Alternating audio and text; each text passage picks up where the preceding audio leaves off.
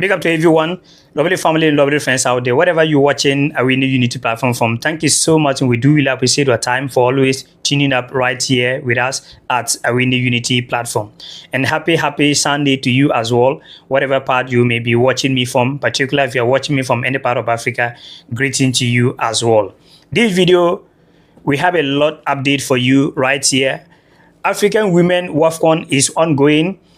We have much more details for you right here. Some of the matches took place yesterday, and as I'm shooting this video right now, some of the matches is ongoing. So we have much more details for you on that. Also, we're going to be driving your attention to the Cameroonian international Mbemo, who plays football in the English Premier League. Brentford, we have latest update for you concerning his transfer to Manchester United. We have much more details for you. Also, we're going to be driving our attention to Nigeria international, that is Victor Osimhen. Latest update, a lot of clubs want him. A lack of Arsenal, Liverpool, Manchester United. We have much more details for you right there. We're also going to be driving our attention to Ghanaian international Mohamed Kudus. Latest update for you right here. These are some of the things we're going to be sharing with you right here on this platform. But please, let me take your time a little bit. If today is your first time you are watching this platform, and maybe probably you may not know what we normally talk about right here, just to remind you on that. This platform, we talk about only African football, African national teams, African club football, and African players all over the world. So if you are watching and you haven't subscribed yet, please do subscribe to the channel and let us grow together as a one family right here at Awini Unity platform. So very quick one. Driving your attention to the Women WAFCON. You can see the Women WAFCON is hosted by Morocco. So yesterday, one game, the host nation, that is Morocco and Zambia. Yesterday, Saturday, they played 2-2. You can see it on your screen. 2-2, a very good game yesterday, to be honest.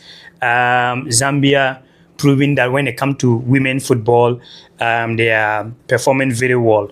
So that is a very good game yesterday. I hope anyone that watched that game yesterday enjoyed it, because it was a very good game. Zambia took lead by their star man, Barbara Banda, and Morocco draw the game 1-1 by penalty, and Zambia came back again 2-1, and Morocco also they also came back to equalize that. So the game ended 2-2, which you can see it on your screen.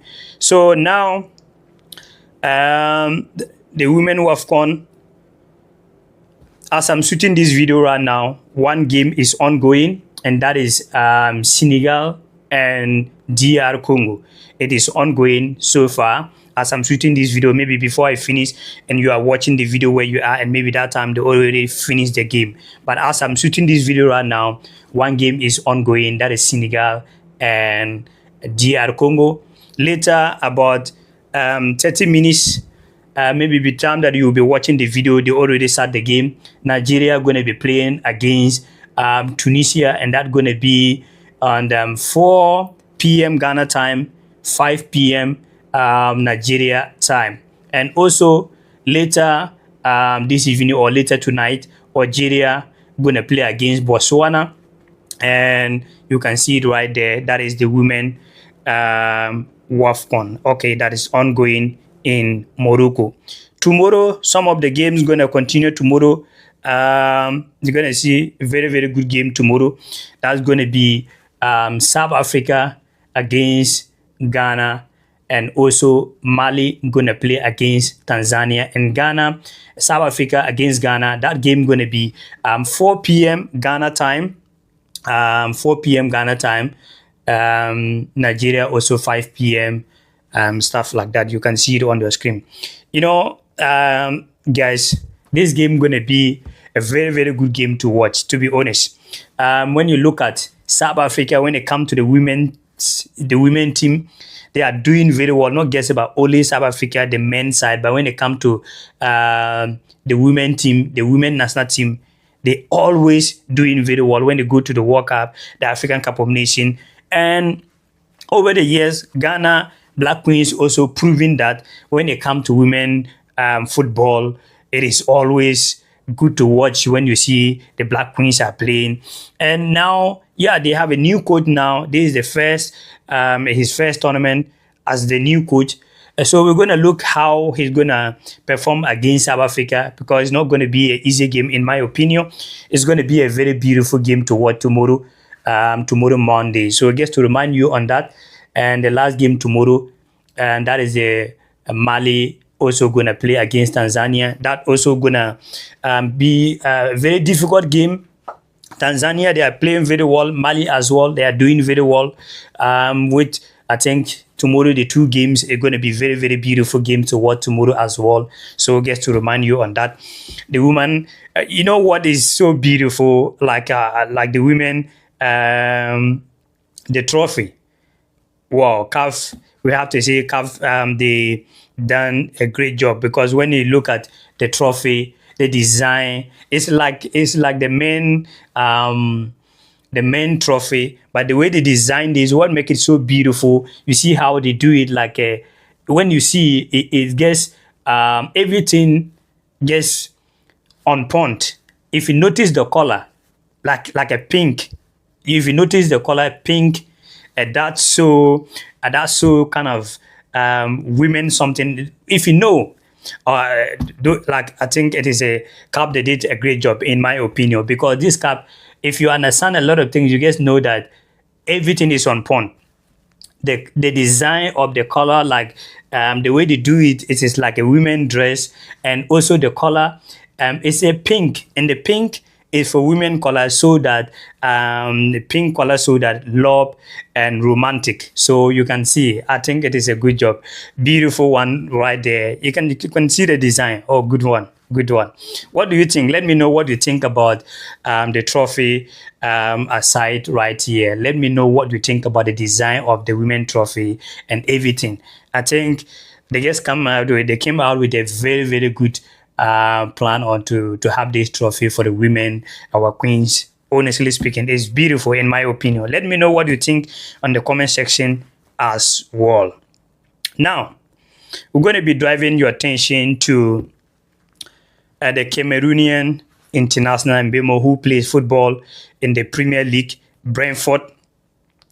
Manchester United is still looking way forward to grab him. We have videos to share with you right here. Also, another player that is top, very hot right here is Victor Osimhen. Victor Osimhen, a lot of England, the Premier League sides, like of Arsenal, Liverpool, and Manchester United really want to sign him. Even what I'm getting is that Chelsea also joined the race, but I don't know. I don't know how many players Chelsea really want to sign. So far, if you look at the Premier League side, I do not really check after coming this studio, but I feel like I think Chelsea, a club that signed a lot of players so far as we speak. That is not really something confirmed. Okay, but looking at the way Chelsea, today you hear that Chelsea have signed this player, the next day Chelsea have signed this player, the next second Chelsea have signed this player. That meaning Chelsea are into business. So also Mohamed Kudus. Okay, Mohamed Kudus. Tottenham really want to grab Mohamed Kudus from Chelsea. You know, Chelsea was a team that leading the race, but as things stand now, the only problem that is with Mohamed Kudus with Tottenham is it is between West Ham United and Tottenham. But when it comes to personal deal between Kudus and Tottenham, there is no any problem in that. Not to take much of your time, let's listen to these three players' transfer news that coming from Sky Sports. Then after that, we'll continue right here with you. But we start with the latest transfer news and an update on Manchester United's pursuit of Bryan Mbeumo. Mark McAdam joins me once again. And Mark, we know that Manchester United want to sign Mbeumo this summer. What is the latest? It's been one of the sagas of the summer so far, hasn't it? Manchester United remain hopeful of concluding a deal for Bryan Mbeumo following the Brentford sporting director's comments yesterday. Phil Giles said a deal is there to be done, but only if it's right for the club, and Mbeumo is happy to stay, crucially, if nothing is agreed. Manchester United are working on a potential new offer, with their most recent one worth 62.5 million, which was made up of an initial 55 million plus 7.5 in add-ons. Not enough for Brentford. They want in excess of 65 million for the Cameroon forward, with most of it, if not all of it, guaranteed. So that's the very latest on the Bryan Mbeumo situation. You said it's a saga, one that will keep on going, but thank you for bringing up to speed with that for now. What about elsewhere in the club? Also want to sign a striker? Yeah, this is a rebrand, a rebuild. Ruben Amorim really putting his DNA on this Manchester United attack over the course of this summer. It's going to be an expensive rebuild as well. We know that Matheus Cunha is in, Bryan Mbeumo we've just explained there. We know that there is interest in signing a new number 9 at Old Trafford. One of the players on their radar. We know there has been links with Victor Gyökeres and Benjamin Sesko. Another player of interest, the 29-year-old at Aston Villa, Ollie Watkins. Manchester United are exploring a potential deal for someone who has 3 years left on their Villa contract. This will have no effect on Rasmus Højlund and what they decide to do with him or his future. But as of yet, it's important to point out there has been no club-to-club contact between Villa and Manchester United. And of course, this will be funded by a number of players leaving Old Trafford this summer as well. But this is certainly one to keep an eye on as Manchester United look to strengthen right through the middle. And Victor Osimhen has been linked with a move to Old Trafford this summer. How likely is that one looking? Well, Manchester United have been interested in number 9. We know that Victor Osimhen has been on the radar of a number of Premier League sides over the course of the last couple of years, really. He's been one of those players scoring goals in Europe. Things haven't worked out at Napoli. Spent last season on loan at Galatasaray, where he scored 26 goals in 30 league games. He got 6 goals in 7 appearances in the Europa League as well. There has been a persistent link with Saudi Arabia. One other thing coming from our Sky colleagues in Italy is that Juventus are considering making an offer to Napoli for the 26-year-old. That's if they get confirmation from his representatives that he would be willing to go to Juventus. If he gets a green light, then they will approach Napoli for club-to-club talks about potentially doing a deal. Be interesting to see if that sparks any interest from Premier League sides, because we know there are a number of teams, Arsenal in the market for number 9, Chelsea possibly in the market for number 9, depending on what happens with Nicholas Jackson. We know that Manchester United are in the market for number 9, Liverpool possibly, Newcastle possibly. Now, the thing about Victor Osimhen, big player, big personality, big wages. And that may be a stumbling block for some Premier League sides.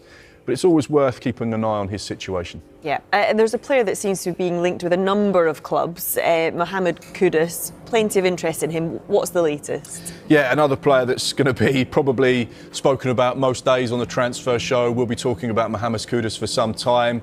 West Ham open to selling him, providing the valuation is met. We know that there is interest in the 24-year-old from Spurs. Spurs actually want a versatile forward threat, someone who can play in multiple positions, left, right, through the middle as a false 9, or potentially as a 10. Mohamed Kudus definitely ticks those boxes. They were interested in Bryan Mbeumo. They were interested in Eber Eze as well. We also know that Newcastle have him on their list, and Chelsea are also interested in Kudus as well, despite already making a number of signings in those advanced positions. So, yeah, one to keep an eye on. So yeah, there you have it. The players, it's going to be very nice to see these players joining top clubs in England. Honestly speaking, the latest we also have for you, Mali International, or should I call it former Mali, that is Abdoulaye Doucouré. He's still playing for Mali, but it's been for a very long time. He also released from Everton as a free agent. So maybe probably likely he's going to get a new club. That is what I'm getting right here. Abdoulaye Doucouré has released from Everton as a free agent. So any latest that we got from him, we're also going to let you know right here on this platform. Okay, so yeah, what do you think? As an African brother, I wish and I'm hoping that Manchester United will do the needful so that he can join them. And it's going to be good for Africa. It's going to be good for Cameroon when they qualify for the World Cup.